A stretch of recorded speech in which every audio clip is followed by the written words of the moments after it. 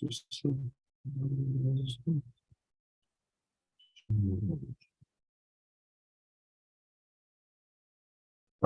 can everyone hear me?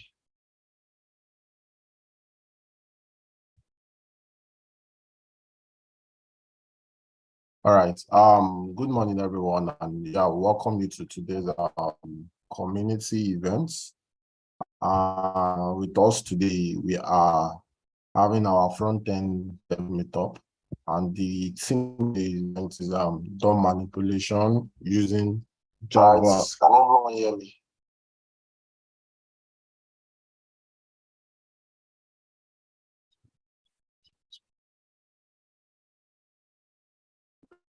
About that's our topic for the DOM manipulation using JavaScript, and we have our speakers ready to imbibe us with the knowledge they have.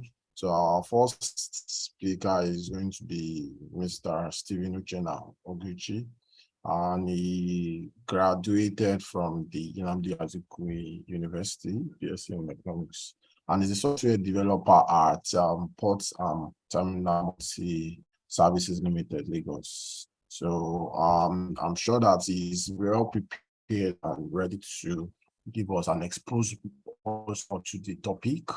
So let's a little bit about the topic before we invite the speaker to speak. So just a little bit background.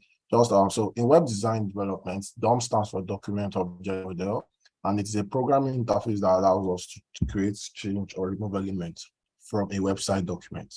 DOM manipulation is when you use JavaScript to add, remove, or modify elements of a website. It is very common in web development.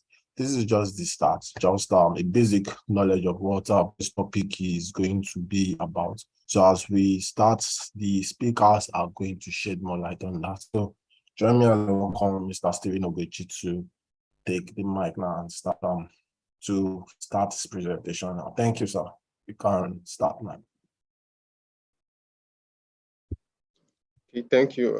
Good afternoon, all. My name is Stephen Uchenna Ogechi. I'm a software developer with 2 years of experience writing C#, ASP.NET, VB, JavaScript, SQL. Yeah, I'm here to talk about DOM manipulation using JavaScript. JavaScript, we all know, is a front-end programming language for manipulating websites, promoting user interactivity and all that. So basically, this meetup is to talk more about DOM, how we could use DOM to manipulate the website. Just like my colleague said, DOM is all about adding and removing elements from a web page. Basically, DOM stands for Document Object Model. It's a built-in JavaScript object which we use to manipulate objects on the web page. Now, the document object model is a built-in JavaScript object. That's to say, it has a root node, which is a document node. The document node is referred to as a root node. Then we have what we call siblings and child nodes. For instance, the HTML element is a child node to the document node. Now, this child node has so many siblings and all. Right, so this is just a way of us manipulating this node. There are different ways we can access a JavaScript element. There are different ways of manipulating JavaScript elements. We can use the document.get element by ID, which is one of the ways of accessing an element using JavaScript. So when we get the ID, we can actually manipulate that element. We can remove it. We can do anything. Just do anything you want with it, as long as you've gotten the ID. We also have document.get element by tag name. This particular method helps us to access a tag name, a specific tag name. So once you use document.get element by tag name, it gets all the tags that belong to the page which you specified. For instance, let's say I say document.get element by tag name, and I put a p tag, which is a paragraph. It's going to go through my page and fetch every p tag I have. Now, if I say document.get element by class name, now the class name allows us to access a JavaScript object, a JavaScript class. All right, so once I say document.get element by class name, I'm referring to all the classes that has that name I specified. So let's say I have a class name. I created an element on my page and I give it a class name of let's say boy. And on my JavaScript function or wherever I'm calling the class name object, I say document.get element.class name, and in between the single quotes, I put boy. So what is it going to do? It's going to go through my page and fetch every element that has a class name of what? Boy. The same thing applies to another method we call document.querySelector. Now, document.querySelector returns the first element that matches the description of what the user specified. Document.querySelector returns the first element of what the user specified. Let's say I put, we have so many p tags on a particular HTML page. And in my JavaScript function, I say document.get elements, I say document.querySelector, and I put p. What it's going to do? It's going to look for the first paragraph tag, the first paragraph element, and give it back to me.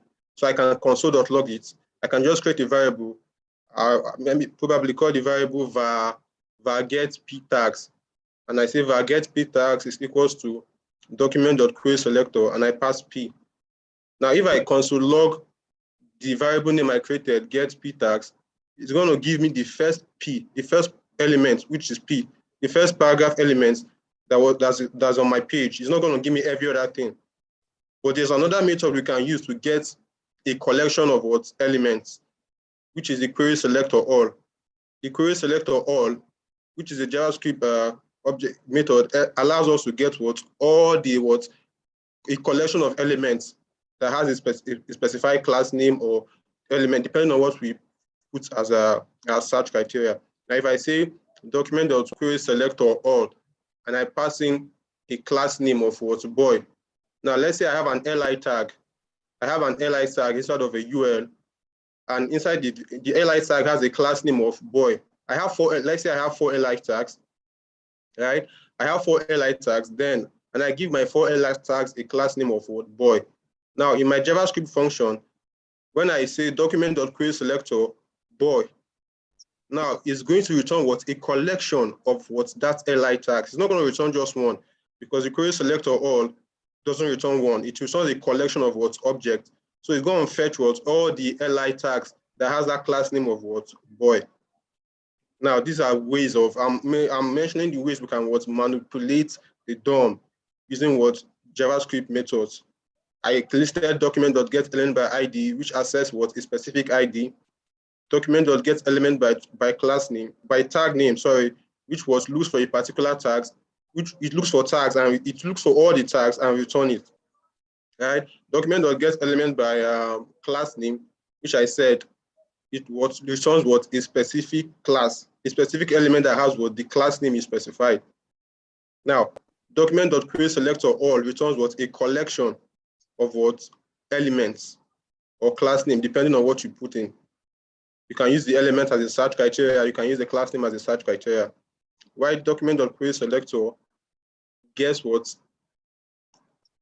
Just what an element doesn't return what a collection. I don't know if I'm flowing or am I too fast or too slow. Please, if you have questions, just stop me and I'll be glad to Yeah, we still have our question after you're done. No, I'm not done yet. I have some. I would like to code and probably show you what I mean, because I know this is just the theoretical aspect and most people don't have a grasp of what I'm saying. So I guess using a code to show it. I don't know if I'm sharing my screen. Can you see my video? We've not started the screen. Really? I'm sharing my screen. I'm in my video. Can you see my image? Yeah, we can see your image, but we can't see your screen. But we can't see, like, are you sharing something to us? No, I want to start sharing right now. Okay, we can't see down. Yeah, we can't see that one yet. We can see your screen. Okay. All right, so I'll just we're going to build a small application using Bincom as a name. Now we're going to manipulate some objects. I'm going to do some few examples of how to manipulate the DOM objects and all that. So just follow along. If you have your code, I'll be using Visual Studio Code for this exercise. Just a basic application that shows how to access DOM elements.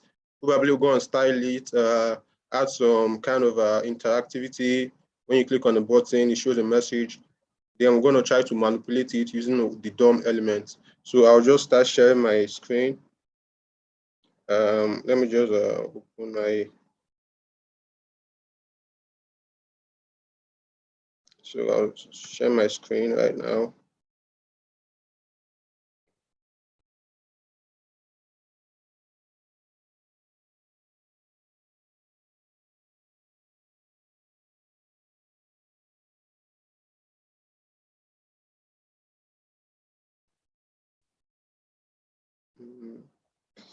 Give me a second.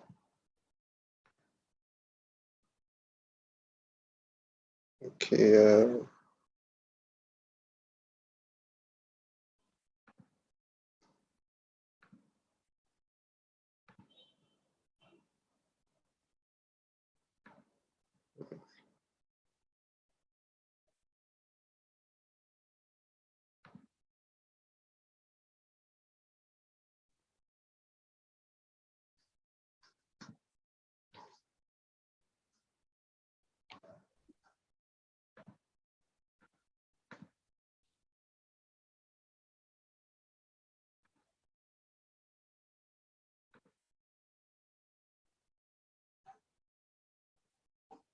So sorry for the delay. I'm trying to. No problem. Yep.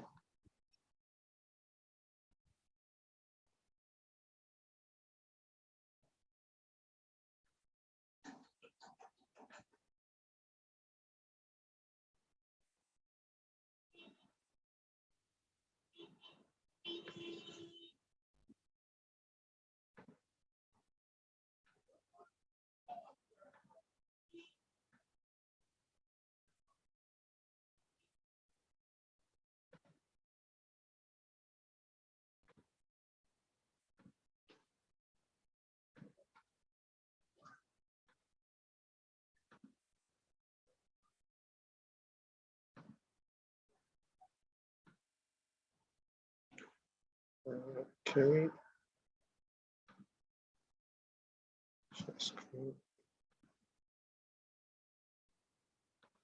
Okay, I don't know if I can see my screen. It's already coming on. I'll show that you are sharing screen, but we've not started seeing what's on the screen. Yeah, we can see your screen. Okay. All right. Okay. I just quickly created the folder so we could just start coding right out the box. I guess I might take longer than the minute I'm allotted. I don't know if I have your permission. Yeah, you can go on. Okay. All right. So now I created a folder called the DOM. Then I'm going to just create a file right here, and I'll call it. Just give it a random name, and I call this DOM manipulation.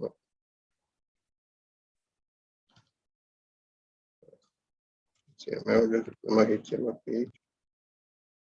I can just create a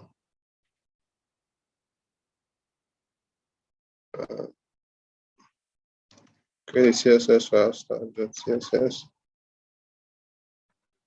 Right. Yeah, so I have this. I just bring in the appropriate tags. Right. So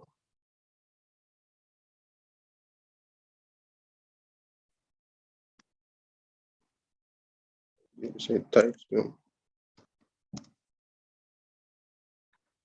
Okay, we have this, right?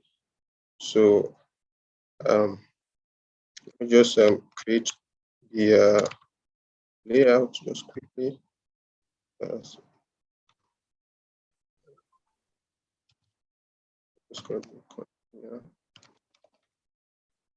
Right.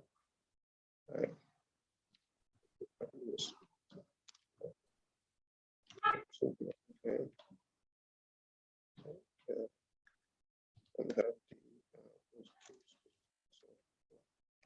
Now,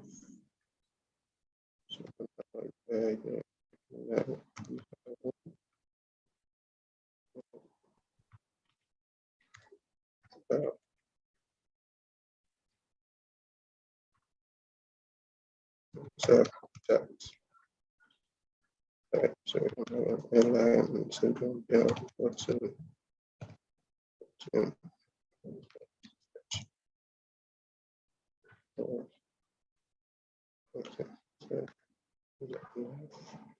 okay, just have it return.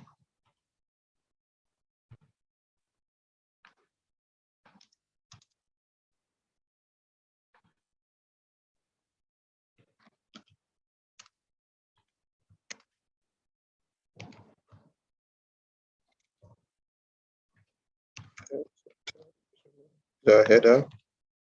And, okay, I'm gonna explain. Let me just create the structure.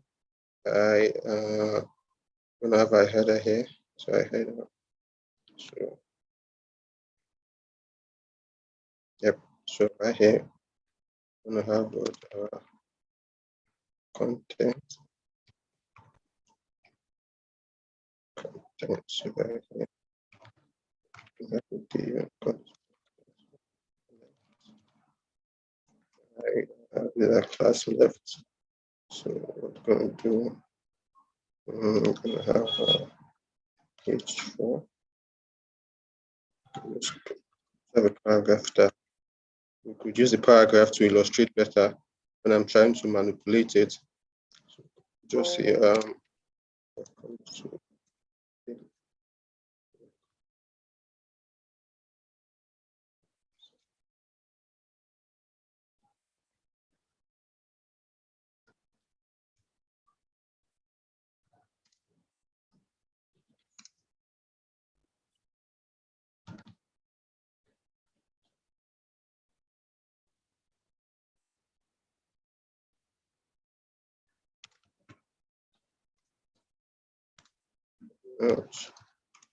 So this is I'll just reduce this.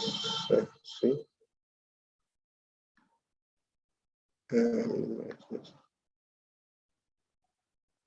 Okay, we have. I'm trying to create the layout, so we could just manipulate it. Yep. Okay. So these are div classes. Created the class of left. I'm going to move this to the left, and probably I'm going to have another class just right there, and give this class of what right, and we're going to what probably have a form. Probably have a form right here, and we'll have a form, and inside of here, probably have a table. Just to make this look neat.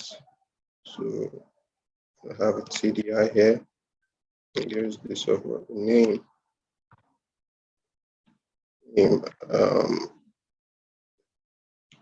Just say text and give this text. Probably enter your name. Enter your name. So just a basic form. Just a basic form, right? So we're gonna have another CD here. So just get your email. Type of email. Let's just have a place where you enter your email. Right, enter your email. I missed one thing, which is the first TD. Right.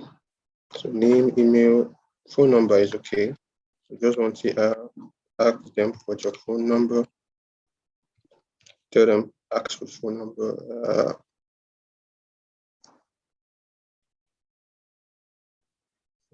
right, and tell them to enter their phone number.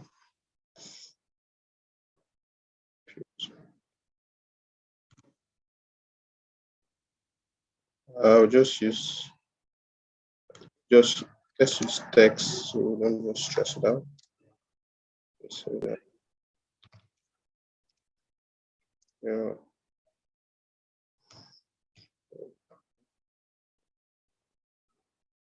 So we could see what they're entering. If it's text, please enter your phone number.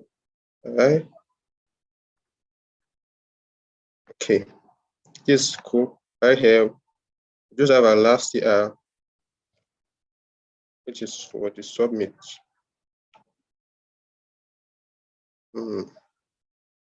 Yep, for the submit. So just input. Yeah, it's best to use our button for submit, not just input type submit. So basically, this is not a dumb topic, but I found out that whenever you're trying to submit the form, using a button type element allows you to use the location.href attribute better than when you use an input element and convert it to a button. I don't know if I'm making sense. So right here, we're going to say submit. Submit, right? Now, these are our layouts for the page. We're going to manipulate using the DOM elements, right? So I think we are missing out on something. Now we have the container, right? These are covering class. These are outermost class. It's going to wrap every other thing we have, right? So just right here, we have our copyrights. Yep. We have our copyright. Probably p tag. P. Let's see what. All rights reserved. Reserved.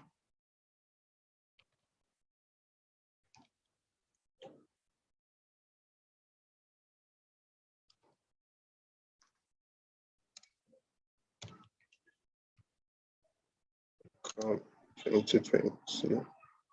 So, right. Okay. So we have it.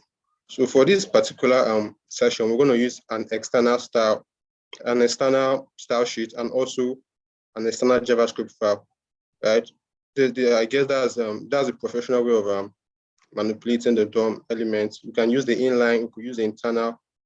But I think the external makes more sense. So just right here, my body tag, I'm going to reference the script tag, right? And I'll just point this to the file, which is app.js. This file doesn't exist. I'm going to create this file, right? So just copy the name and I'll create a new tab. I'll call this what app.js. Okay, save. So we have tab.js, right? Okay. So let's see what this looks like on the page, on the browser. Okay, this is what we have. Can you see my browser? Can we see my browser? I don't know. Now we are still seeing your VS Code. Oh, wow. Okay, new share. I'm going to share my browser. Okay, Okay, we can see your browser now. Okay. Okay, this is my browser. So this is what we have. This is just a normal HTML page having the nav bar. Welcome to Bincom. I'm meant to remove the E. Bincom Dev Center. Welcome to Bincom Dev Center. We have scale business with our top-notch services. Now we have a simple form tag which you can fill, and we have our copyright symbol. Right. So we're going to style this. Then we're going to manipulate it using the DOM elements, using our DOM methods and all that. Our DOM, yeah. So please ask questions as soon as I start coding. I'll be styling this page, then I'll try to manipulate it using the different JavaScript methods for manipulating the DOM. Right. So let's proceed. I'm going to go to my my style, right? let me share my code. So now I'm back to my VS code. I have the styles of CSS, which I've not referenced, right? So just around my head section, I'm going to call the link and I'll reference it just like that. And it's styles.css, right? So yeah, now I'll move down to style.css and we'll just start styling. CSS is not the content of this meetup, it's DOM, so I might not say much about it. I'm going to style it, then move down to the DOM and we start manipulating, right? So we'll just quickly start styling, right?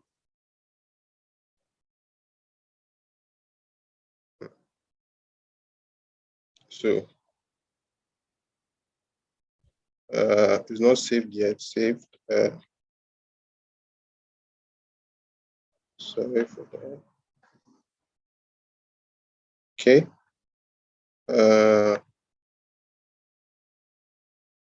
Okay. Keyboard is container. We'll just start the container. So just give this a width of 1000 pixel. 1000 pixel. Right? Yeah, 1000 pixel. We'll give it a height of let's say 100 pixel. 100 pixel. Give it a margin of auto. Right. Now we'll just give this a background color of actually E.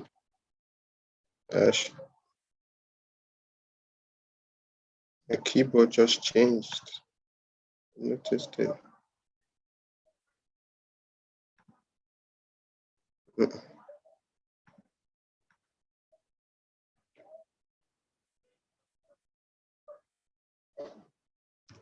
Okay, give me a second.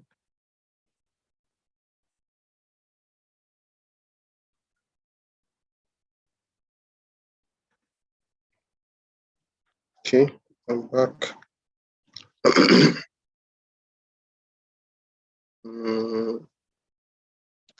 Let's see what this looks like. Right, so I'm going to view this on the browser. Okay, we have this, just a simple. I'll just share my screen again. This is what it looks like. Just a simple stuff. Now we'll head back to CSS and just my keyboard changed from United States to United Kingdom. That's why I had that. So I was meant to change something here, which is the box sizing. I'll give this another box. All right. So then we'll proceed to the nav. We'll start the nav. This is the nav class. So we'll just head down to the nav and style it. Right. So we'll say nav. Nav. So we'll give this one 100%. Right. 100%. Okay. We'll give this a height of let's say 70 pixel. This might too big. This might be too big then, but we're going to change it. So we're going to give the background color of this cube probably. Let's just see what we have.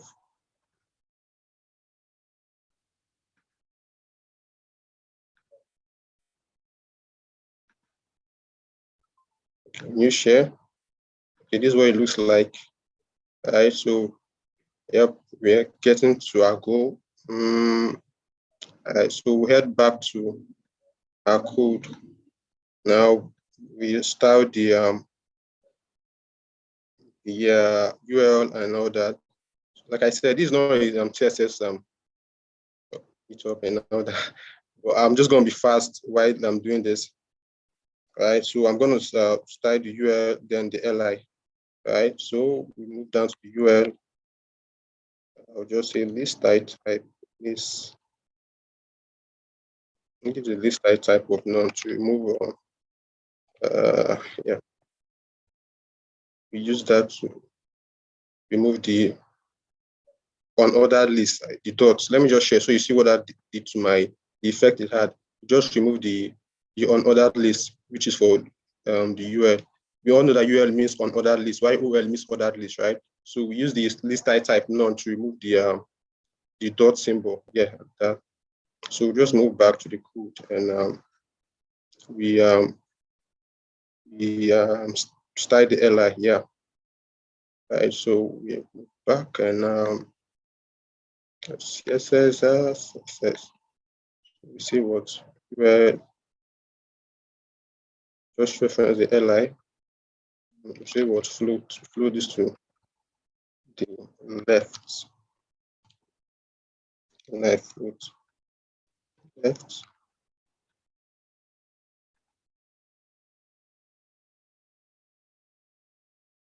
Yep. So we flow this to the left, and now we give you the padding of 10 pixels.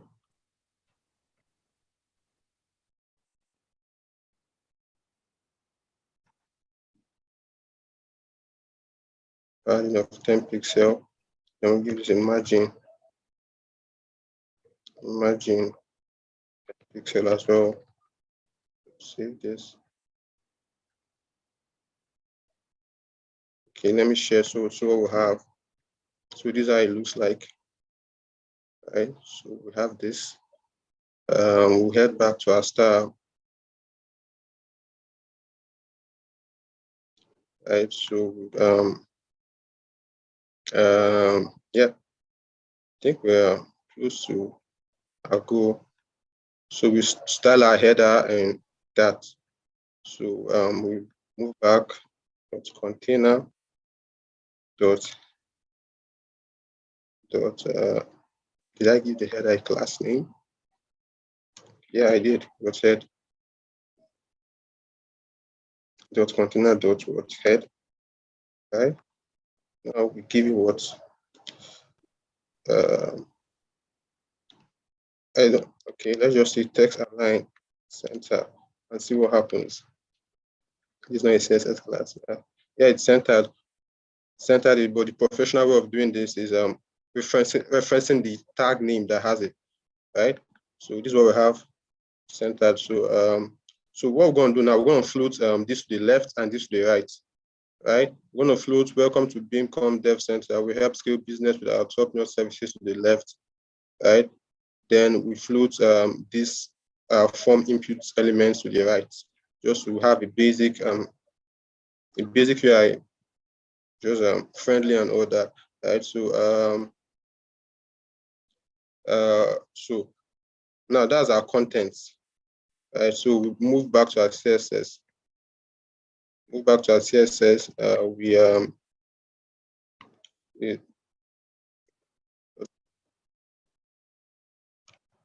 first our content,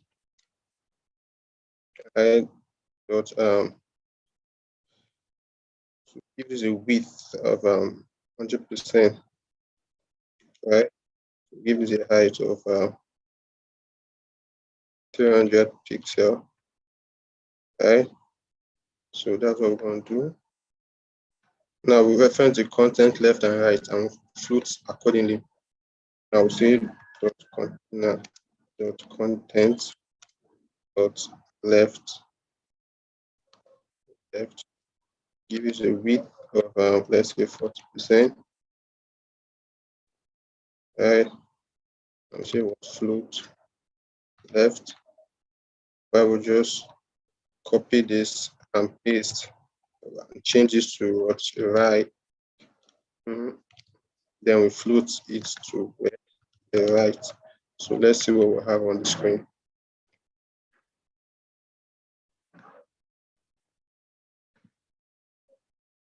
Okay. Welcome to Bincom. That didn't float. Probably we had an error. Let's see. Okay. Move back right here. Content. Okay. Okay. This is what we have. It didn't float. It was meant to, this guy was meant to go to the left, while the other guy was meant to go to the right. So let's see where our error is coming from. I'll head back to our HTML tag. Okay, this is my content. It's meant to include the left and right. It's just including the left. So I guess that's where the error was from. So I'm meant to take this tag out and put it just right under the right, just right here. Yeah. Yes, let's see what we have. Okay, let me share and see what we have. So this is how it looks right now. So we have welcome to Bincom Dev Center. We help scale business. This is not really a nice form to, or it's just for to show what we are learning. My time is out, right? Yeah, but you can keep going. Just 10 minutes. Okay. Okay. I'll just end this quick. I have so much to start, but this is not what we want to do, right? So I'll just call this what our class of footer. I'll just end this right here.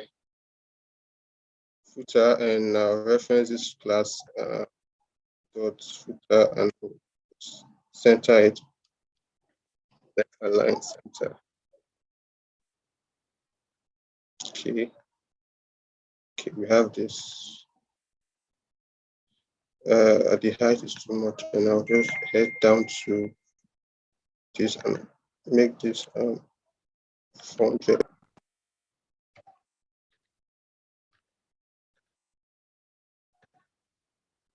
Okay.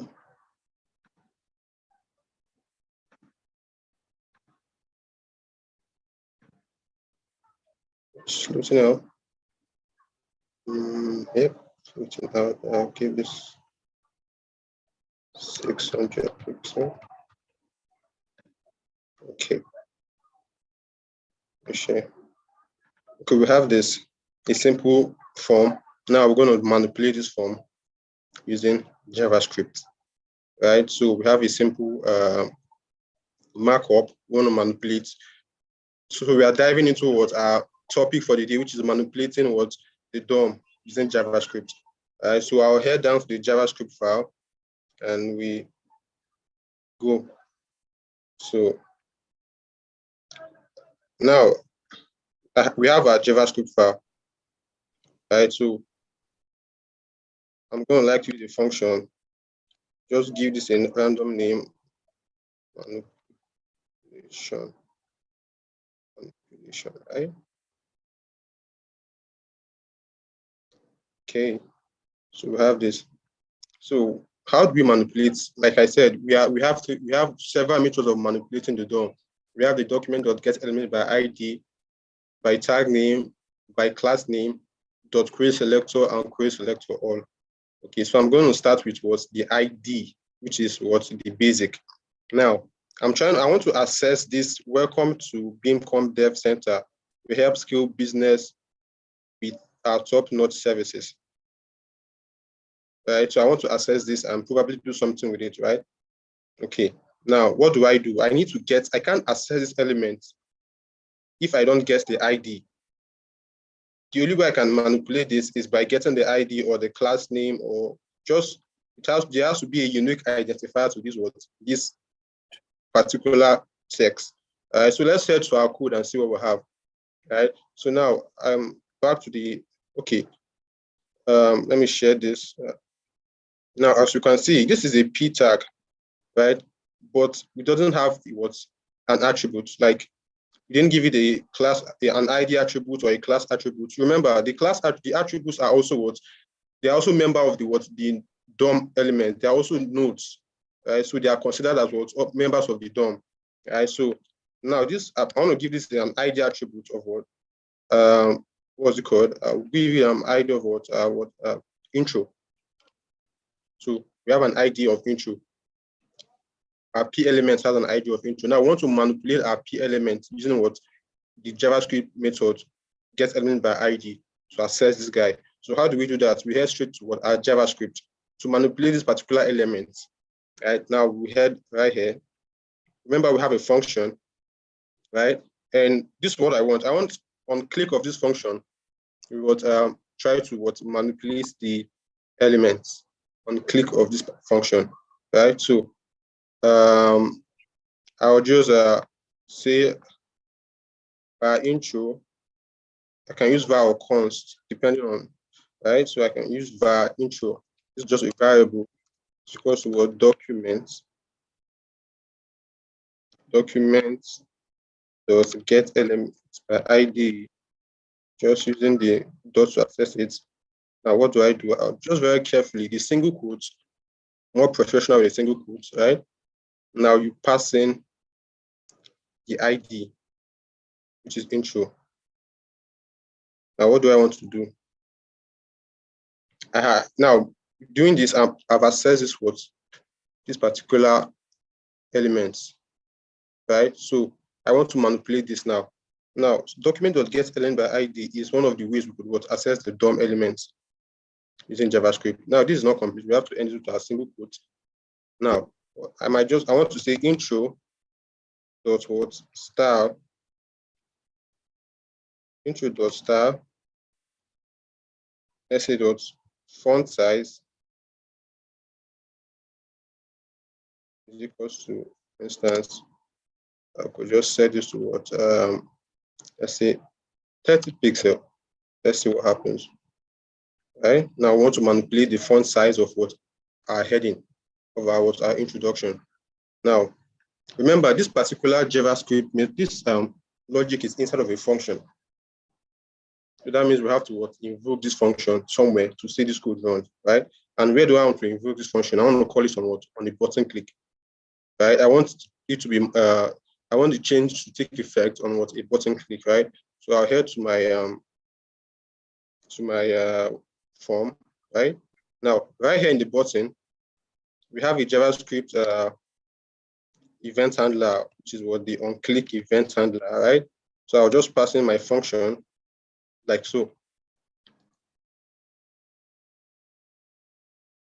right? Now let's see what happens. We head to we start and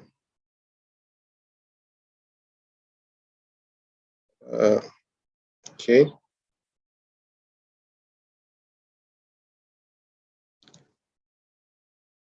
I'll share my screen. Just give me a second. I didn't give this a type.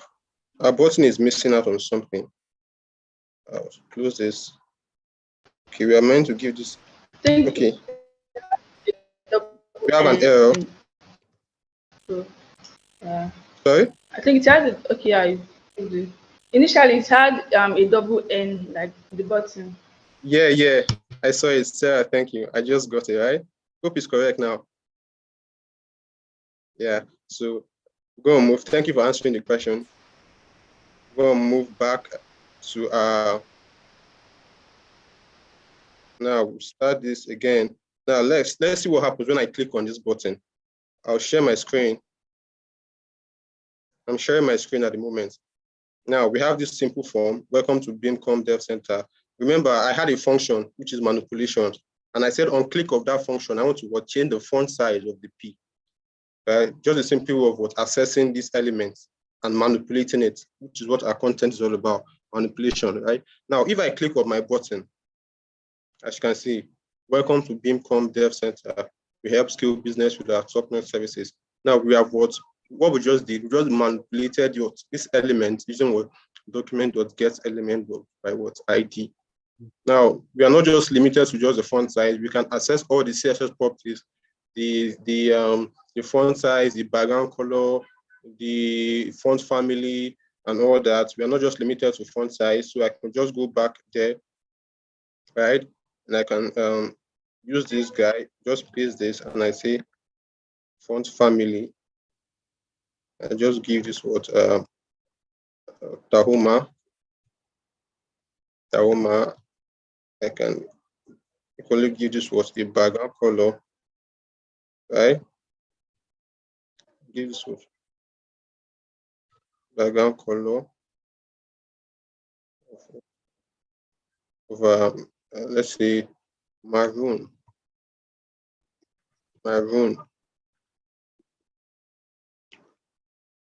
I'm sharing my screen. I'm not sharing my screen. Okay. So sorry, I didn't share that. I did some stuff. I gave this a font family of Tahoma and the background color of maroon. Please, when I'm coding, if you can't see my screen, just quickly let me know so I could quickly share it for you guys to see. All right. So I'll move back to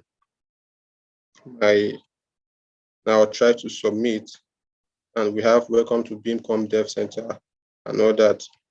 So I'll share my screen. So this is what we have.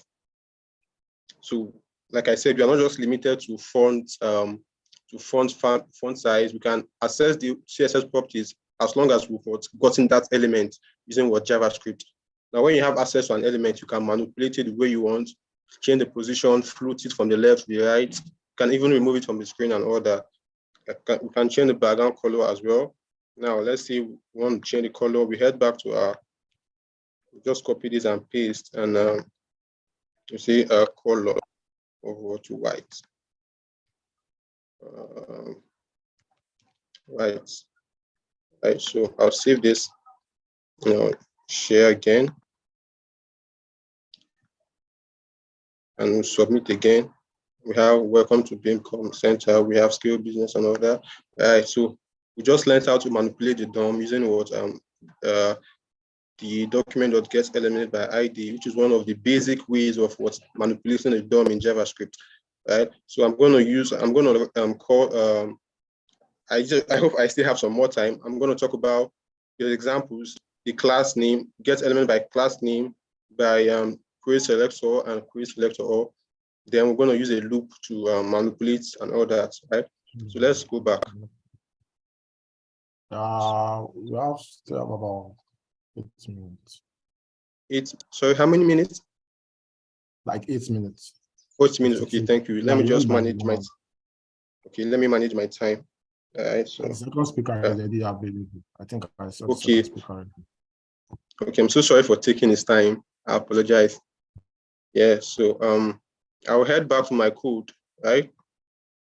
Yep. Okay. So we just manipulated an element. Right. So let's see the other examples we have by tag name and by class name, by query selector all. Right. So now let's say we want to access our li. Yeah, let's work with our li. Right. I'll give this a class name of what list item.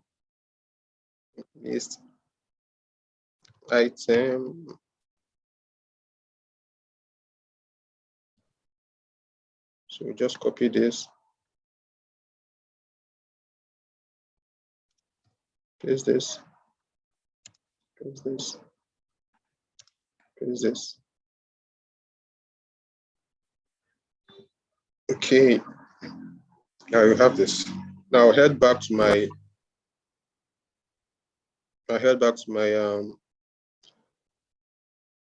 Code. Now I want to access. Let's use the tag name. Then we do class name and the likes. Right now, for instance, we want to use the URL. We want to access URL from the code behind, from the JavaScript side. Right now, see if just use our const. Use our const URL tag.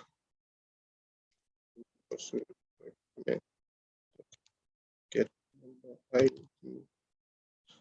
Right. And we access.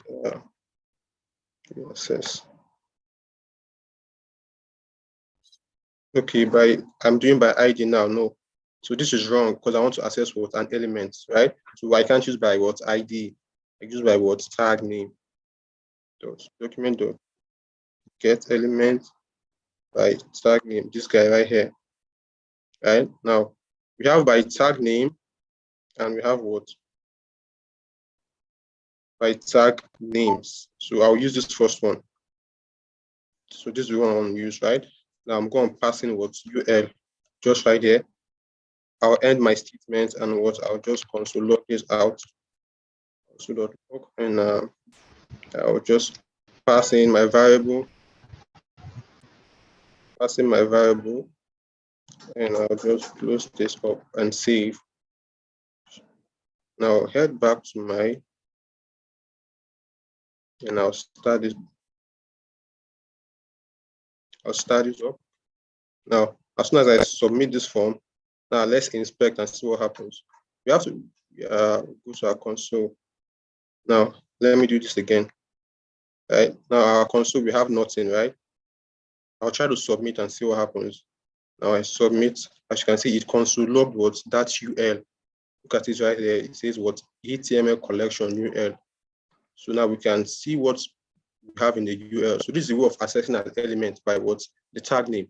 Now, when we do this, we can what manipulate this tag as well. We can change the element, what we have in there. We can remove, we can add. Yep.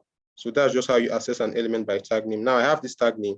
I can say this tag name, you know, do whatever I want to do with the tag name, remove it from the DOM, insert it back, change the child nodes, what it has, what I mean by child nodes, what it has inside of it. 4 minutes more. Okay. Now, yeah, that's how we could do this, right? Now, I think I'm missing out on something, a very crucial explanation, which is on this page, right? Now, what do I want to say? Now we have this. Now, the document node is the root node. Let's don't forget that. The document node is the root node, right? Now, in this root node, we have the HTML element. This HTML tag now, this particular tag in my line 2 is a child node of what the root node. So I'm trying to break this down, how the DOM works. Now, the DOM has child siblings and parents, right?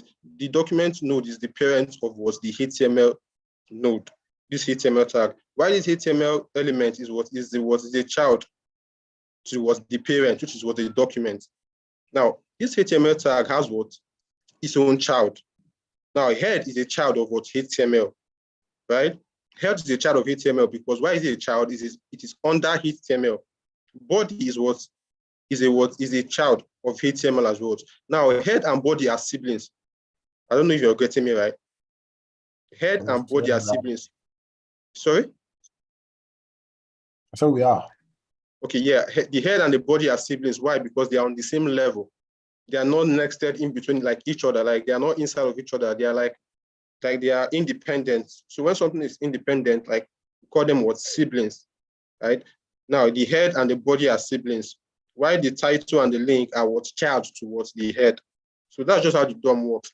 When you understand the concept, manipulating the DOM isn't a big deal for you because you already know the layout. You already have a concept in your head of how to manipulate it and how it works, right?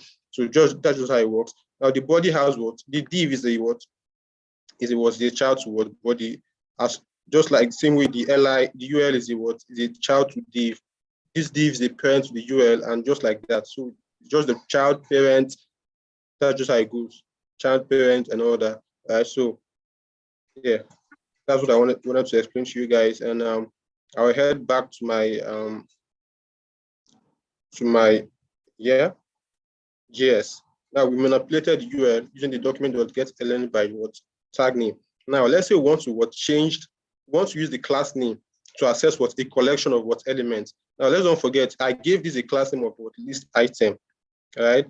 Now I want to access this using the class name, and I want to now using the document.getElement by what query selector, right? You access just one, but I want to loop through this particular class and change the font size. Now, if I say query selector, it accesses just the first element. No, I don't want that. I want to access the entire list item and what manipulate it. Now, I want to use the query selector to do this, right? So let's head to our style, right? We just sorry, I mean our code, right? Okay, just right here, see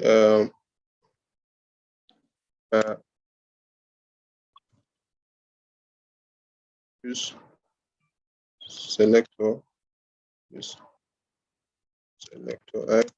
See document dot query selector. Now passing the class name, right? Yep, which is list item. I just have to copy it. I'm sharing my screen. Yeah, I'm sharing my screen. So I'll move to the HTML. I'll copy this guy, right? And I'll move back to my JS and paste it right here with the dots, right? Because it's a class, I'm using the dot specifier, right, to access the class. I will end this statement, right? So I want to look through this guy and get it. Remember, the query selector returns what just the first element it sees on that particular node. It doesn't give you everything, right? But now, for you to access the rest of the what elements or the class, now it returns just the first class. But I don't want to style just the first class. I want to style the entire collection, everything that has what list item. And to do this, I have to use what a loop. Remember, this is query selector, right? So for me to be able to affect the whole class that has what the whole element that has this class name, I have to use a loop, which is just a basic way of doing it. Now I'm going to use a for loop to do this. Right? Just right there, we say for I equals to 0. This is our initialization. We know this in JavaScript for loop. It goes initialization, condition, and what increment. So I initialize my I with 0. Now I'll put the condition. I'll say if I is less than what, use selector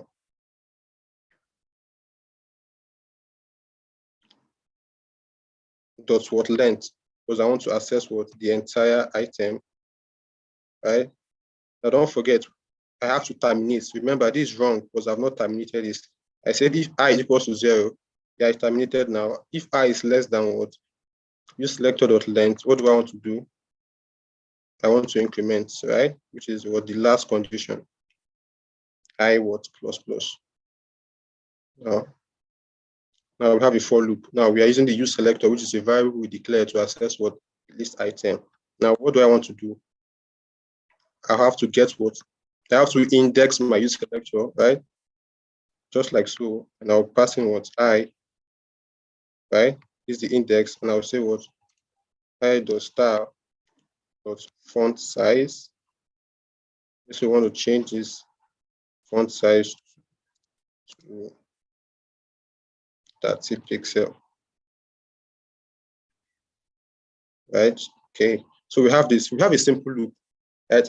For every time this loop runs, it gets what every element that has the class name of what list item, and it's what changes the font size to what 30 pixel. Now, why am I doing this? Because I'm using the query selector, and I said that the query selector gives you what the first what element you specified. It doesn't give you everything. So if I'm to use this, if I'm to just use this style outside of this loop, just let's say if I'm to put this here, what is it going to do? It's going to start just the first li, which is what's the home. The about and the contact remains the same because what the query selector all returns what the first element. But now I want to start the whole element. That's why I'm using a loop, and I have to take this back inside of the loop, right? I want to start the entire class name, the entire element that has a class name of what list item. Okay, let's start this up and we share our screen, and so we'll have.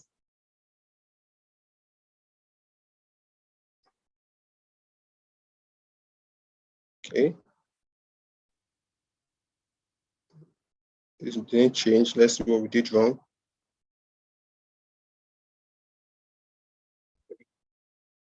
Okay. I'll close this and start my project again.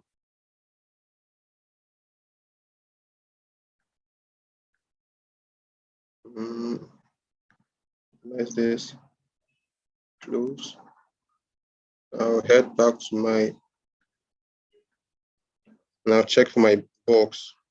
Value selector. Okay. That document get query selector. Item. Template.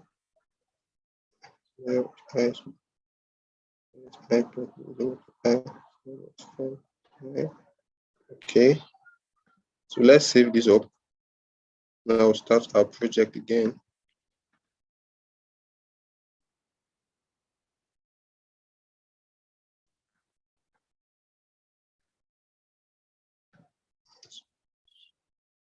So try to submit. Still have the same thing. So where is this coming from? Okay, let's quickly debug this end because I'm running out of time. Select all. I++.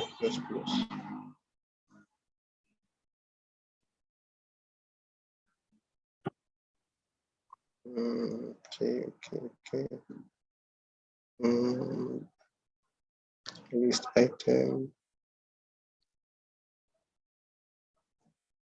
Okay, let's try to use all. See what happens. It does very miss now. Okay, we are meant to use the all. I used the wrong. I don't know if you see the effect. The home, the about, and the contact changed. Right now, like I said, I made it. Sorry, it's too big. I say yes. Sorry. Yeah. I was meant to use the query selector all to get the entire list item and use the loop to what affect it. So I was using the other one, which is the query selector, without putting all, without the ALL. That was why it wasn't affecting my. Did I share my screen? Yeah, I shared my screen. Okay, so the home, the about, and the contact changed, right? So we could still reduce this. I'll head back to my code and sorry, not here. I had make this a bit nicer. Right, share the screen again. Hit this up and submit. Okay, so home, about, and contact were affected. Now the query selector all affects just what an element, right? So I want to use that to affect the welcome to Beam. Sorry, this is a bug. So this is my last stuff. So I'll change this up to the right name, Bincom, right? Now for the header, I want to give this word class name of what title. So I'll use the other guy to access this, right? So I'll head back to my style. So, yes. Now I'll change this variable name to all because that's what it should be, all, right? Now I'll reflect it back to where I'm using it right here, yeah. So I'll create another one, which is the one I want to use now over use selector. This selector get element. No, sorry, like the selector. Dot query selector. Right, and we'll pass in no, not this. We'll pass in the class name I used. Yep. Title, yep. Pass in title. Right. So go ahead and start this. Just copy and paste. I will say what background color. You have to use the style attributes dot background color. That's what can use let's say I don't know the color to give. Green, anything. Save this up. Right, so we head back and submit. It wasn't assessing it. Why wasn't assessing it? Title, no dot, only dot.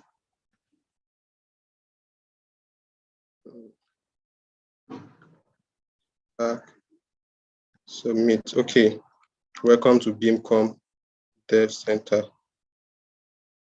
Right, so I'll end this using this guy.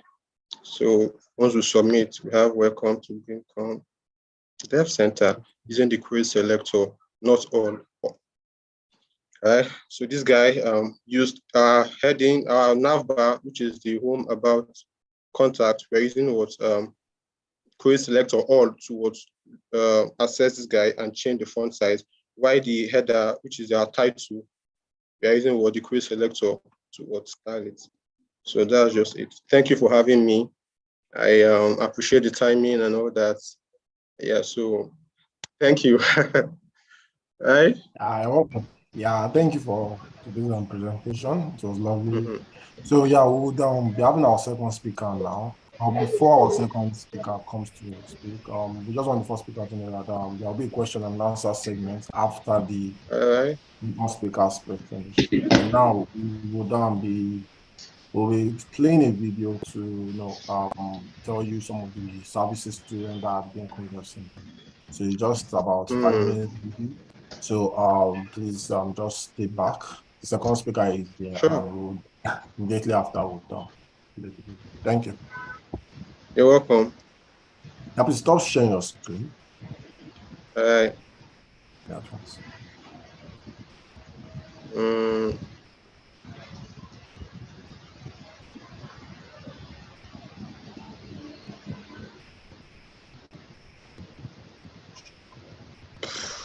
Okay.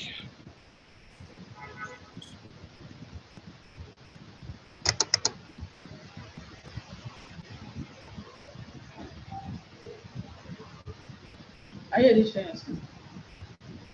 Yes, I am.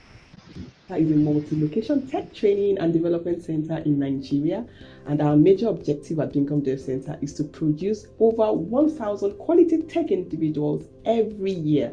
These people are highly employable, globally attractive, and highly sought after in the tech ecosystem. You ask why, right? Yes, tech talents are in high demand in international communities such as US, the UK, Canada, and France. These countries have made policies and pathways to enable immigrations for tech talent. And guess what? Average salaries of software developers are as high as £35,000 per annum, and this is at the entry level. The opportunity for tech talents are endless, both locally and internationally. This means that the tech ecosystem is one of the highest employers of labor in Nigeria. Yet, many tech companies say that they are not able to find the right tech talents that they need. This is why we started the Bincom Global Tech Program. The program focuses on 3 major pillars, which are learn skills, gain experience, and gain exposure.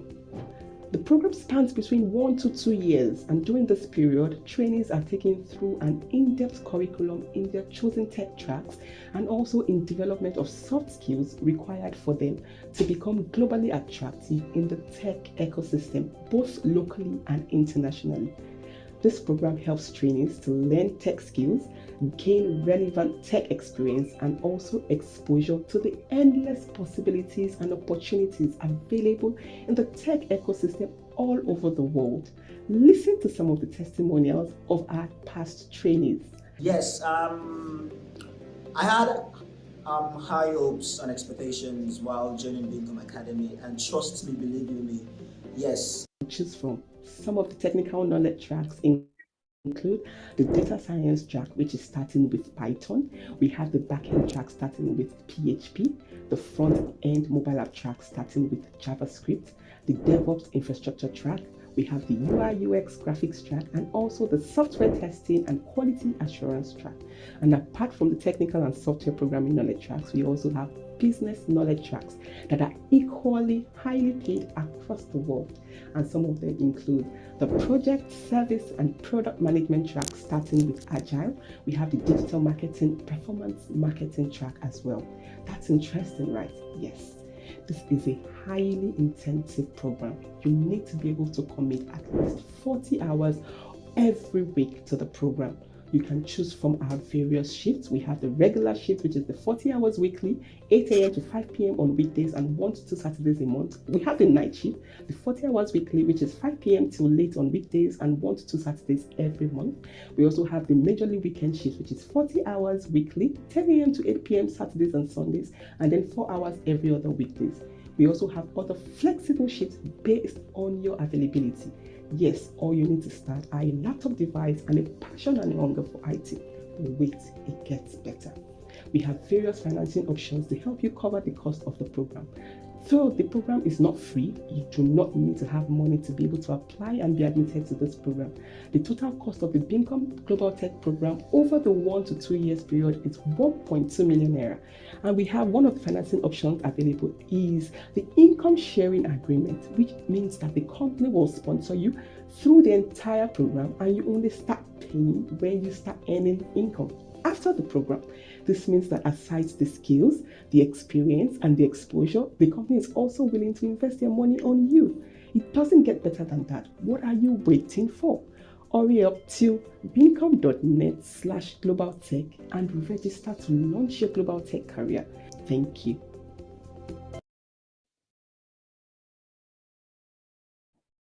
Oh yeah, thank you for sticking with us.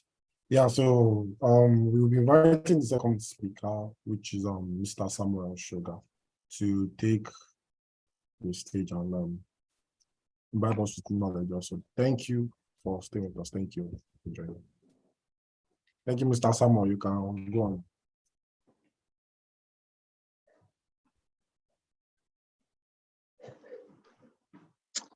Good afternoon. Can you hear me? Yeah, we can hear you. Good afternoon. Good afternoon, everyone. My name is Samuel Shuaga, and I am on the overall team for Bincom Dev Center. I'm a software developer. My interest is in front-end development, graduate of computer science, and education from the University of Nigeria and Soka. And today I'll be speaking on DOM manipulation. I hope I'm still audible. If my audio gets bad, you can let me know. Yeah, you're audible. We can hear you. Thank you. Yes, I'll be speaking on DOM manipulation. So let's get right into it.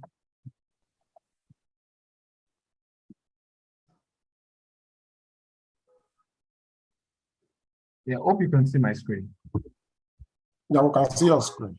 Okay. Yes, yes. So DOM manipulation is what we're talking about. So as the web developer, a content developer, we'll be working a lot with the web browser. Most of the applications or websites we build from the web browser. And every web browser has 3 major parts. And that's the navigator, that shows things about how the session goes. That's the window. Also has information that you can use to show how everything is moving. And that's the documents that present how the website or the application is.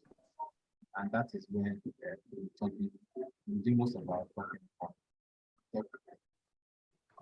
So the window is the browser tab that we work with. It is represented in JavaScript. So JavaScript programming language is scripting websites or you can use it to manipulate what the window looks like. I don't know, your voice is kind of very low. Is it better now? Yeah, better. Okay, so the navigator represents the state and the identity of the browser. In JavaScript, it's represented by the navigator object. Then the document is the actual page within into the window and is represented by the JavaScript document object. And if you notice, the 3 things I spoke about now are represented by objects. This is because JavaScript cannot work with continental objects. Like in JSON, JavaScript works with, it understands JavaScript objects. So for JavaScript to be able to work with something, you have to give it an object. It can work with that, it understands object. So what is DOM? The DOM is it's a cross-platform and language-independent interface, an API. It can be XML or HTML documents that is at the tree structure of each node is an object representing the part of the document. Again, from this document, from this definition, see object. That is what JavaScript works with. So let me explain the terms. So HTML documents are what we see on our website. But for us to be able to work with those things, to interact with those elements that we see on the web browser, we need JavaScript. But JavaScript does not just work with those documents that they are given to it. Those documents have to first of all have to be converted into an object. So every web browser has a parser. Am I still audible? Yes, sir. Okay, thank you. So every web browser has a parser that converts this document into something understandable for the web browser, and that is the DOM.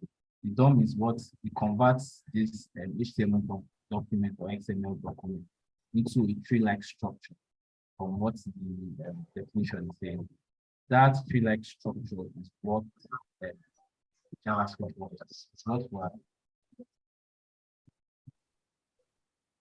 what we're able to work with. So the DOM stands for document, the O stands for object, and the M stands for middle. So here are some random facts about the DOM. DOM is a programming interface for HTML and XML documents. It represents the page in a tree structure, so programs can read, they can access, and they can change the document structure, the style, or the content. The DOM is an object-oriented structure that can be modified with scripting language such as JavaScript. And examples of scripting languages are VBScript, JavaScript, Perl, and PHP. Every web browser uses the DOM to make the web page accessible via JavaScript. So I think this point reiterates what I was trying to say before, that JavaScript does not understand HTML or just with XML documents, which is what the browser is doing. So it needs DOM. It's the DOM that converts this document into a tree-like object that JavaScript understands. And when the DOM has been converted into an object, JavaScript can then manipulate those objects and then produce something new. So when I say tree-like object, this is what I mean. The document, in the first image I showed, we have, by the way, I don't mind questions in between. I don't want it to be like, so let me continue. If I've said something you don't understand, you can ask me a question. So in the first image, I showed you that every web browser comes with a window, which is the entire page. It shows everything concerning the page you want to see. Then there's a navigator that shows information about the session you're on. Then we have the document or the DOM where everything concerning the website, the web page, and the back is used. So that document on the tree structure is the root,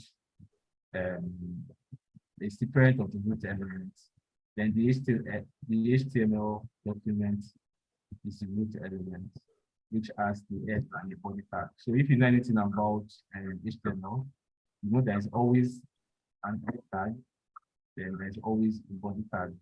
The head tag contains information about the web page. Then the body tag is the one that contains information about how the web page is going. So in the DOM, when the DOM is given a file, when the web browser is given a file, an HTML or XML document, the DOM converts it into this kind of tree-like structure. And this structure is an object, and those nodes are elements that our scripting language can work with, in this case, JavaScript. So nodes, so we have different kind of nodes. We have the root node, which is the HTML document, like the image, and the last thing, we have the child node. And the child node, for instance, the child node of the root element is the head and the body tags. Then we have the descendant nodes. The descendant nodes are not always direct children of the parent node, but they are like children of the children. So in this case, the body tag is the descendant of the document. It's a child of the root element. The same with the text node, the descendant of the body element, as you can see in this image above. and then we have the parent node, and we have the sibling nodes. So the DOM, there's certain things we can do with DOM. We can use the DOM to manipulate the things the user sees on the web page.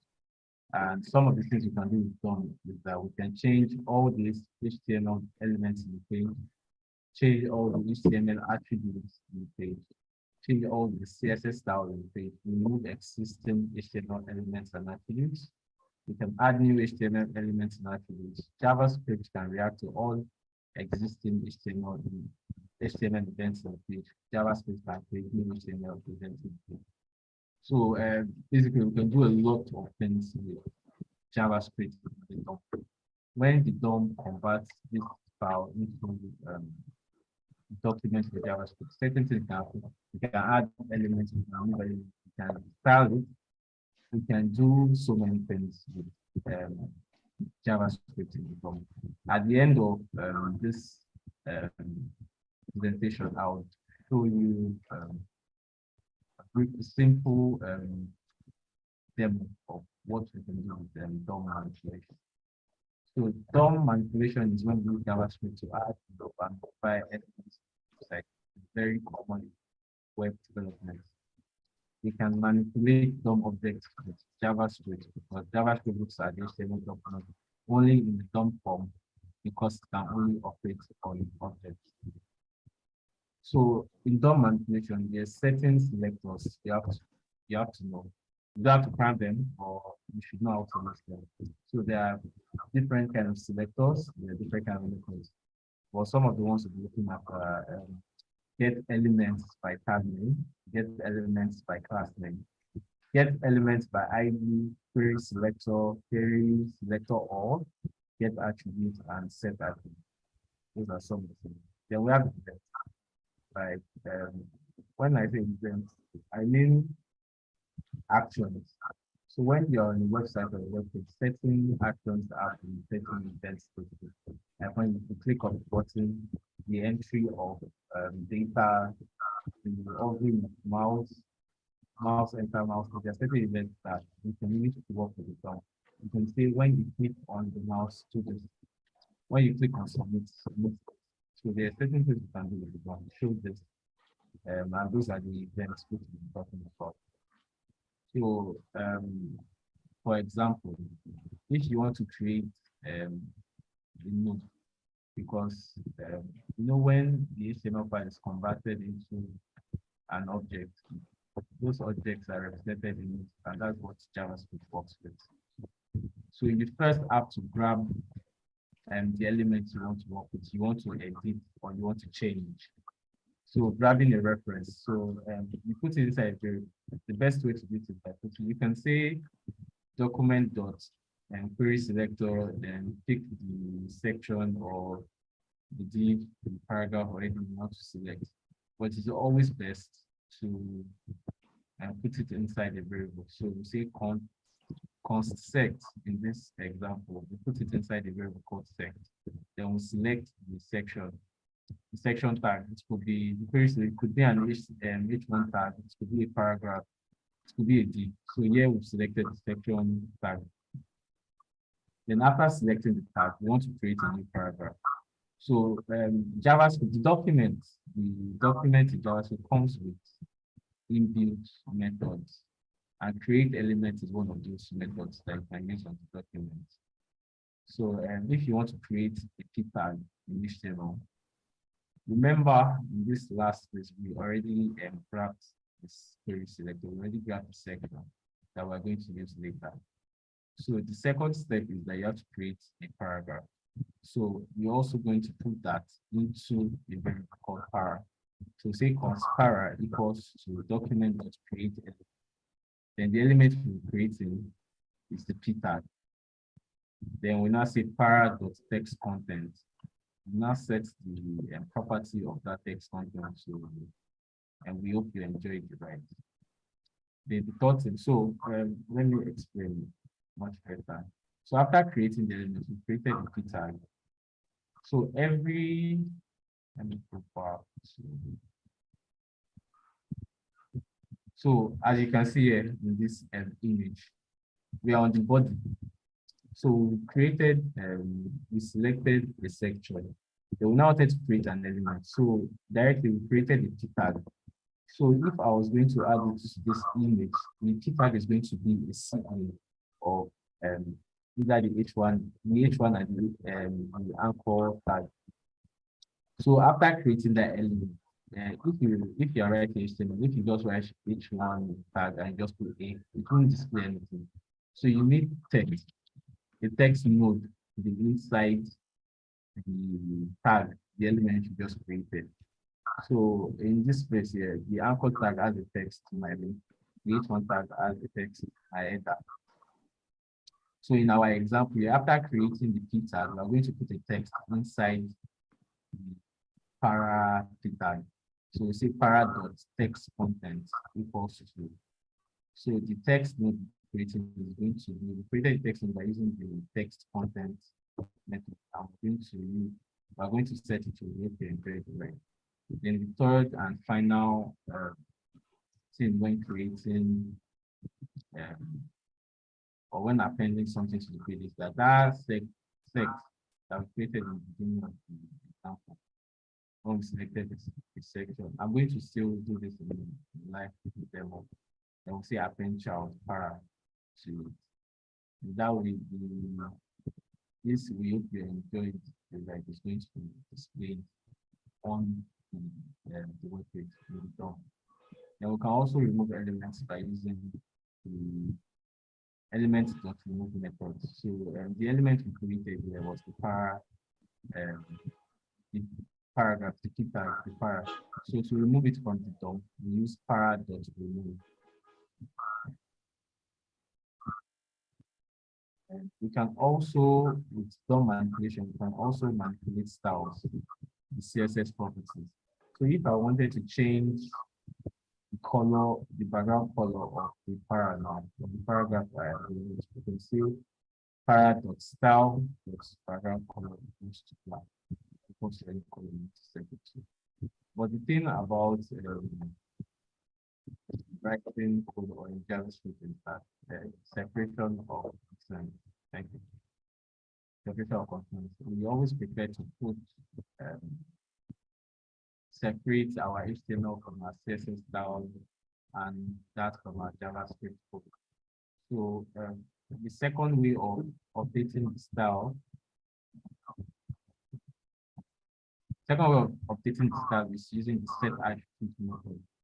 So first of all, in our CSS style, we're going to our CSS documents, we're going to create a class called highlight. And we're going to set color, variable, and text align to certain things. And we're now going to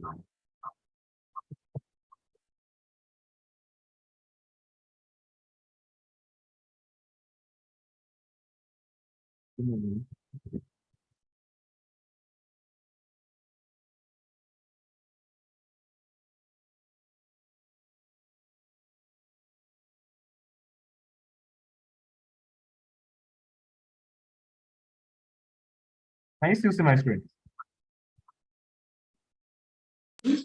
Yes, sir. No, I No, can't it's see. not showing. It's not showing again.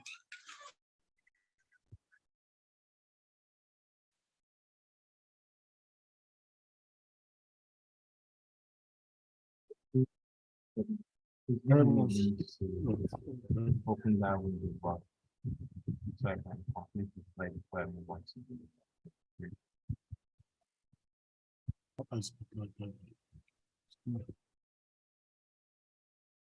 Okay, I'm not more sharing your screen.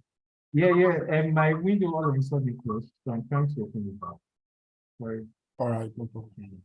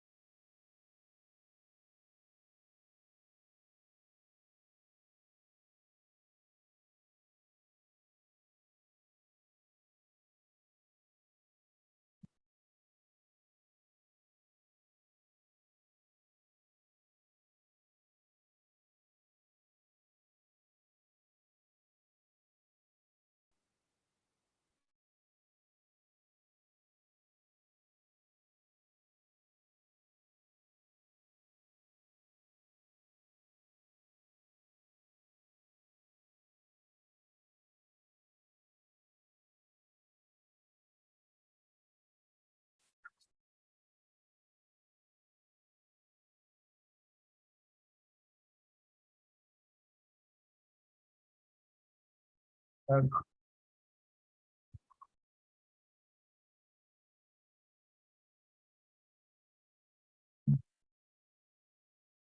We can see on screen. yeah, can you see my screen? Yeah, we can see on screen. Okay, should I go ahead? Yeah, you can. Yeah, so the best way of styling your, when working with DOM, or styling your document, your website, or by styling, by setting, using the set attributes method. So rather than just editing the particular element you want to style, it is best that you create a CSS style for it. Then, like we did here, we created we want to created a CSS document and styled it, give the class of highlight, and give it the setting style we wanted to give it. Then we now want the elements, then use the set attribute. So the set attribute takes in two arguments. First of all, class, because the CSS class we want to set that particular attribute, and the name of the class. The name of the class, as you can see here, is highlight, because we need ID or stuff like that. Then we now set it to give the two attributes, set the attribute to class and give it second element of highlight, and that is going to style our document. So now I'm going to give you live demonstration. I want to use a simple to-do list of how we can work in the DOM. Can you see my ID, my Visual Studio? Is it visible?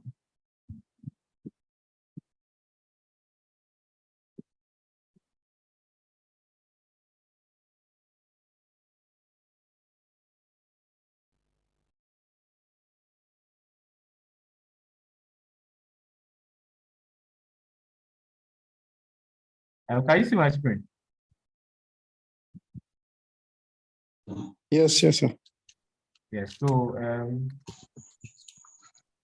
this is a simple to-do list. We are going to be doing DOM manipulation with this to-do list. So as you can see, that's an H1 Please, tag can you, that please, sir, can you zoom in, like increase the font size so we can see okay. it? Thank you, sir.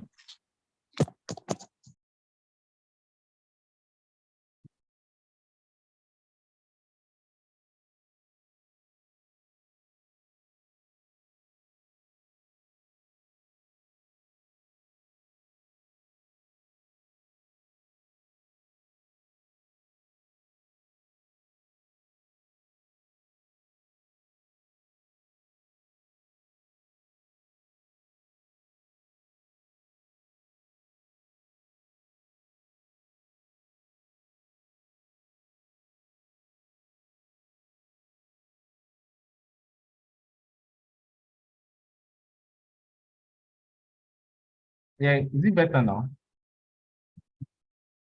We are not seeing the screen again, you're not sure.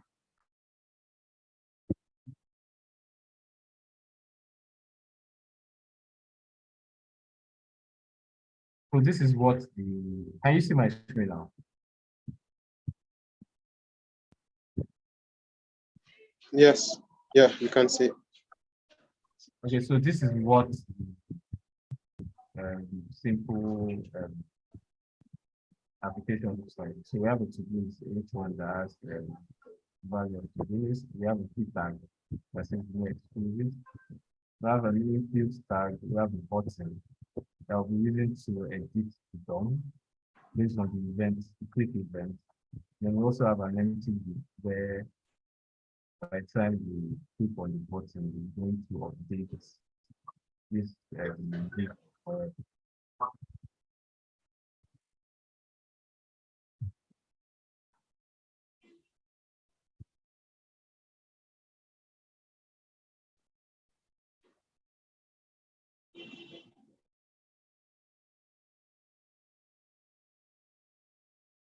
So can you see my to-do list? Yeah, you can see. So this button there is what we click on. that would show us that is going to edit this form and going to fill up this form for us by simply inputting it. So we'll be doing that using JavaScript, obviously. So this is the JavaScript file that I have linked HTML. So first of all, we're going to start by storing the settings inside a variable, the button. So rather than, so that we won't have to make our code cleaner, rather than saying document.get element by ID, to make our code cleaner and shorter, we first have to store those. We use those selectors, those JavaScript selectors to pick those things. So this is what I mean. Say create a variable first.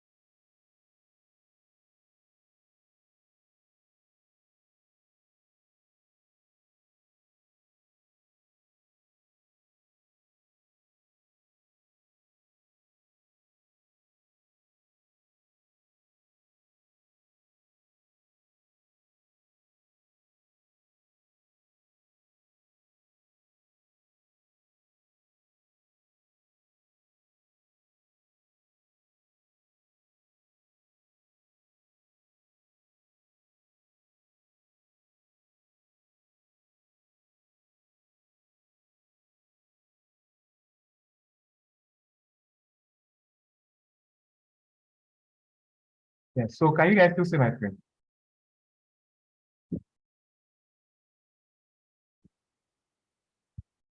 Can you see my screen? Yeah, I can see the screen from my end. Sorry, I didn't get that. Can you see it?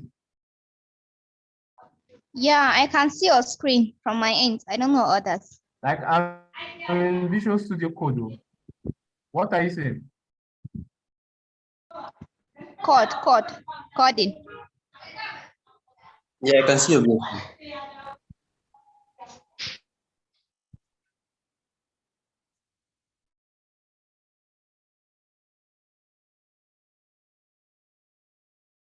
Right, I'm not hearing any sound. Oh, sorry, I was talking. I said we can see your screen clearly. You are in Okay, so Visual I Studio. couldn't hear you. So I wouldn't hear you. Yeah, I was muted actually. Sorry. So we can see your screen. Yes, okay, perfect. I wanted to do. Okay, sorry. So what I've done here is that I have selected the query selectors, the selectors we spoke about. I used 3 different selectors intentionally. So the first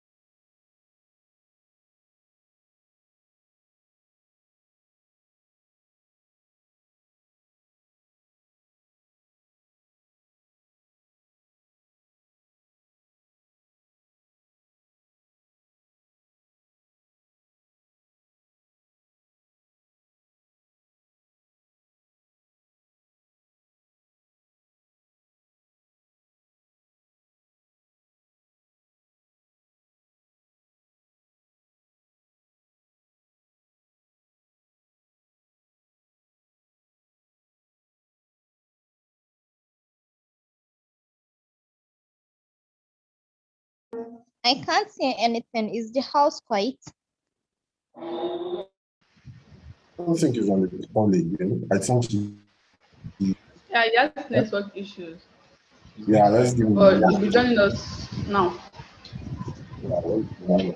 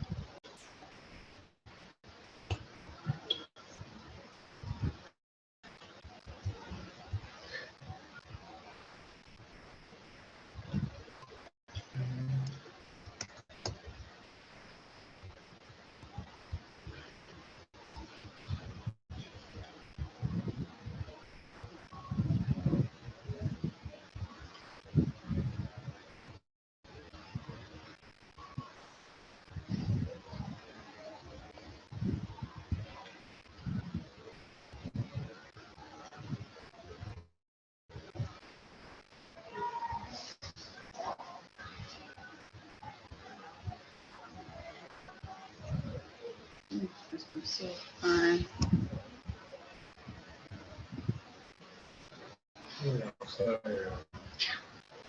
What's the problem?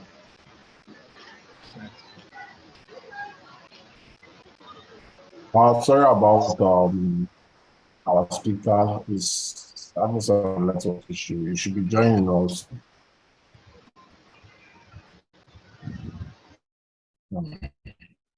Okay, I think he's already available.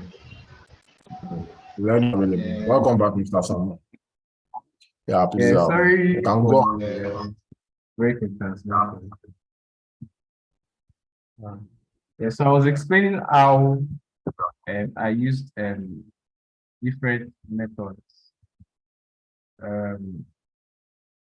Yeah, I used the query selector. I used to get elements by tag name, and I used to get elements by ID.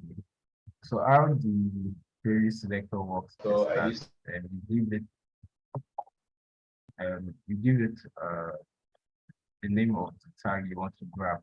So in this place, I wanted us to grab the implement because we're working with that. So I stored that inside the variable I need. I could use anything, but it's always best to keep them sensible names for the sake of understanding. So the second method I use after using the document was to get elements by tag name, and you notice that it get elements throughout. So for that reason, if I just say get elements by tag name and I put in button, it's going to give me an object of button, several buttons. So for us to be able to select the very first button that will be working, I have to give it this zero property here to show that the first button. Then on this third one, I used get elements by ID, and this our TJ, give it the name container. So I grabbed that too. So grab three things: the increase, the button, and container. So the next thing is to create a function that is going to this function that is going to run on click. So in this button here, I have said that once the button is clicked, this event here, the on click event, we spoke about events like example. With that, so I stored right now what I have done inside, I have said that on click, once we click the button, run this attack method. So we're going to variable I need to I could need to set it for the sake of understanding. So document was to get elements by tag elements plural. So for that reason, if I button, it's going to give me an object to select the very first button that will work on the property here to show that one I used get elements by ID as an ID of to do container. So I grab container. So the next thing is that is going to this function. Up and down.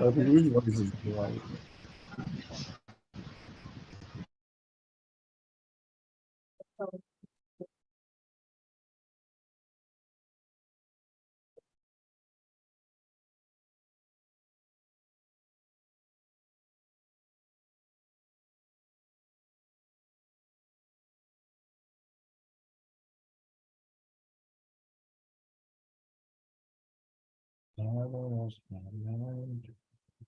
Now I don't lost my mind. Now I don't lost my mind. Now I don't lost my mind. You are not muted, I can hear you.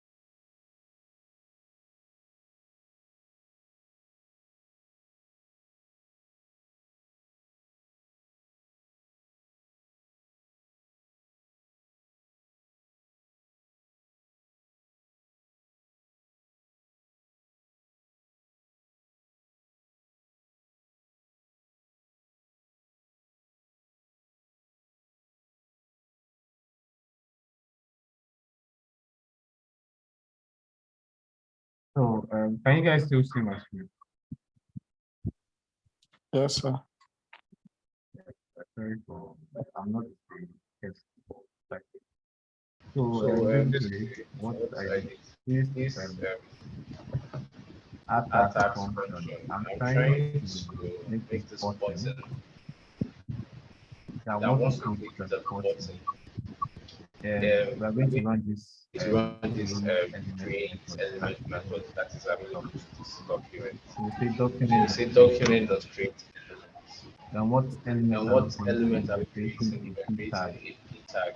Initially, one tag, Initial a one key tag, tag. key That's tag, that's paragraph. a paragraph. So we now So we store now this store this inside inside this this paragraph. paragraph variable. Then Then on line on 2, two, we we use use this this inner inner text text with with it.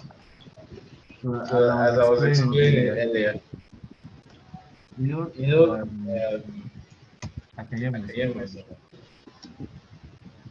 So after So after the the node, we node created the created, daemon. So you know, so every every paragraph paragraph is is supposed to supposed have a to have text a node. text node. Because if we Because if just we put just in put key in tags key on tags on HTML page, HTML page, nothing is going to nothing show. is going So to we show. need So text we need to be text to inside be inside paragraph paragraph element. elements.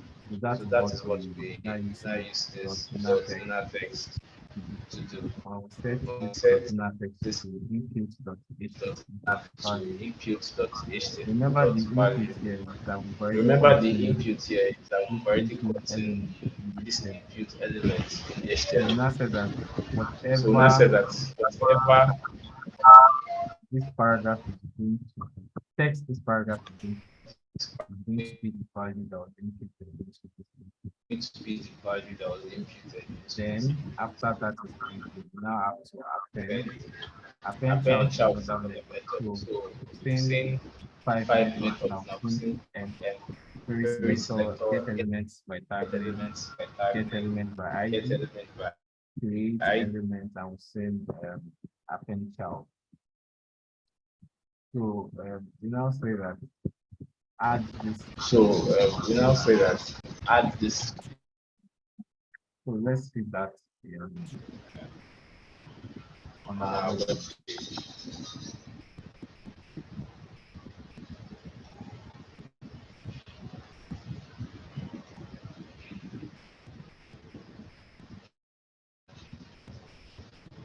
Can you Can you see see my my to-do to do list? this? No.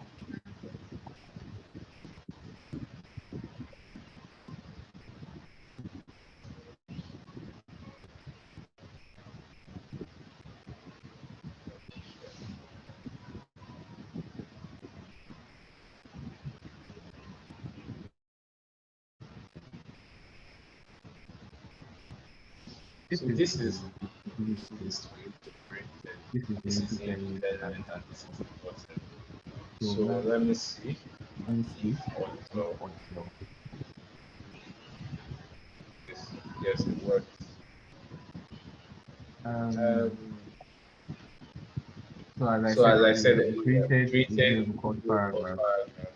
Then we Then we told told JavaScript JavaScript to create an element and and stored stored it inside that paragraph. there's a So there's paragraph a that has paragraph a that has key tag, a p tag, but key tags but p cannot be tags hidden. cannot They be have hidden. to They have have to text have text inside. inside. So So we use we used dot this inner dot text inner text JavaScript and method JavaScript say method that to say that the the text that is going to text be that is going inside to that be key inside tag that p has tag to be has to the be input the input value, dot has to be the value, value has of to the be the input, value of the input rather. the input The input we grabbed here that we appended, that we we use the appended, append we used child the append method. child. Append The child, what append it does child, is that what and we use it to add things to what we call it. So there is a container, the container exists, but it's empty. So now we want to say that the container should take in this paragraph, then we use append child method. So append child, then give this variable paragraph. And that is why whatever we're able to, whatever we write in, whatever value is put into it, and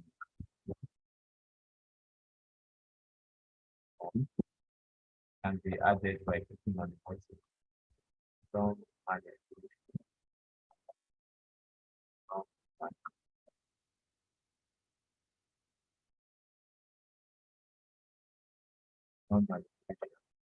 So I also want to, since we're working on, I also want to be able to remove this task that we created by clicking on it. So remember in our slide, I explained another method called dot remove, element dot remove method. So we're going to run that on this right now.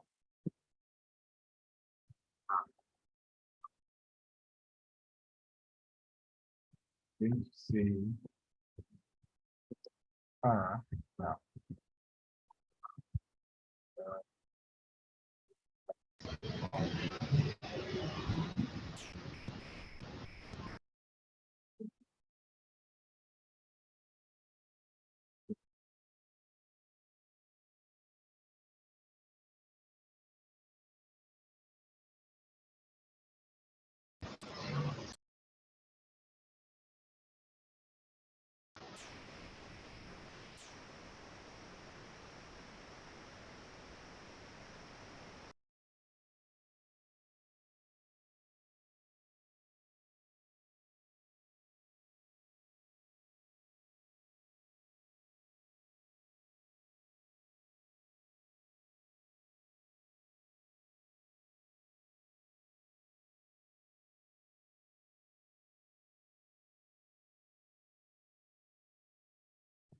Hello, please, I can't hear anything.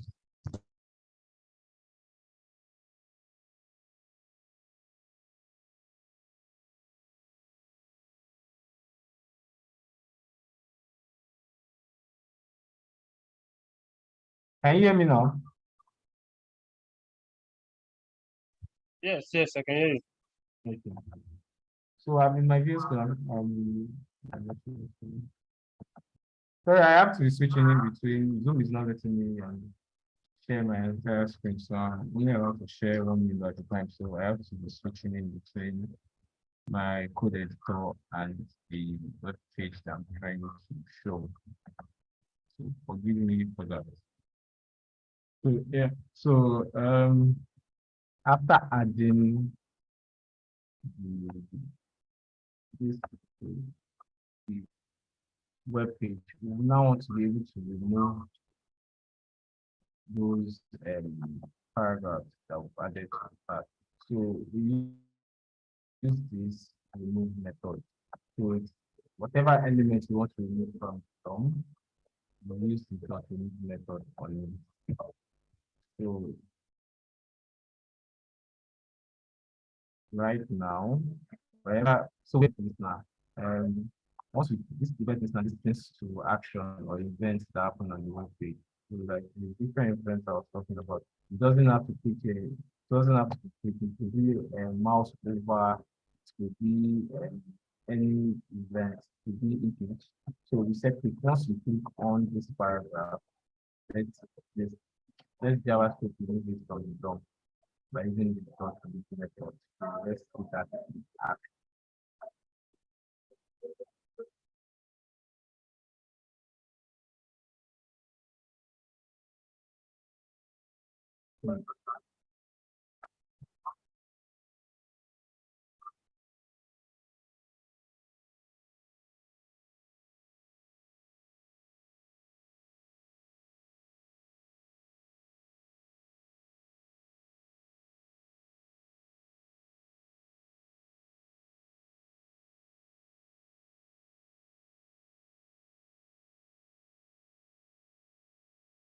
So I have 3 things to do.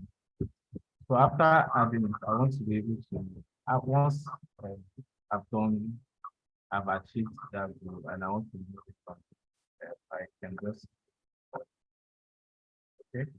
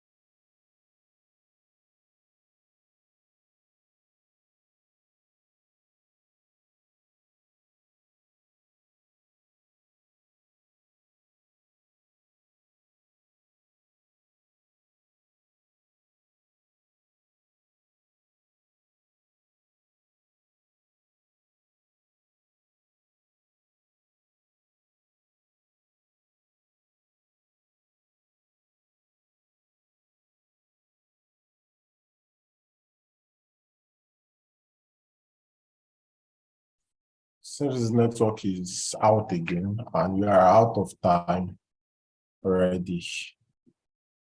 Okay. Just wait to get back on there. Something to say. Now I'm Superfly. Now I'm Superfly.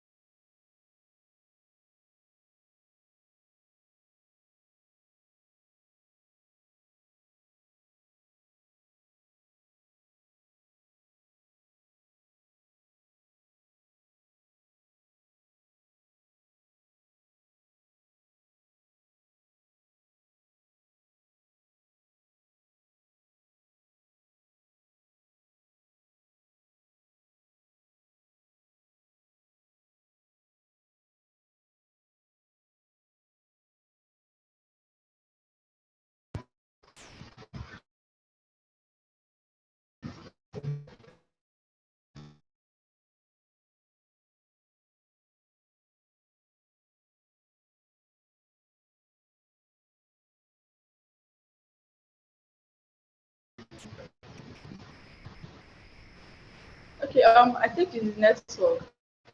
Feedback.